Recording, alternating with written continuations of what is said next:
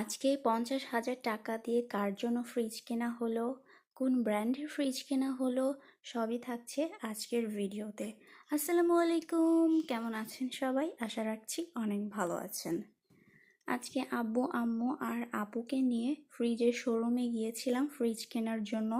আর কোন ব্র্যান্ডের ফ্রিজ কিনেছি সবই কিন্তু ভিডিও দেখলেই আপনারা বুঝতে পারবেন। তো গিয়েছিলাম ফ্রিজ কেনার জন্য ওয়ালটন শোরুমে। আর ওয়ালটনটাই বেস্ট মনে হলো, এই জন্য ওয়ালটন ফ্রিজগুলোই দেখার জন্য গিয়েছিলাম। তো মূলত ডিপ ফ্রিজ কেনার জন্য গিয়েছিলাম, আর আমার আম্মুর জন্যই মূলত ফ্রিজটা কেনা হয়েছে। আর আম্মু আসলে অনেক রকম ফ্রিজই দেখেছে, তো এর মধ্যে এই ফ্রিজটা বেশি পছন্দ হয়েছে, অর্থাৎ এটা হলো ডিপ ফ্রিজ।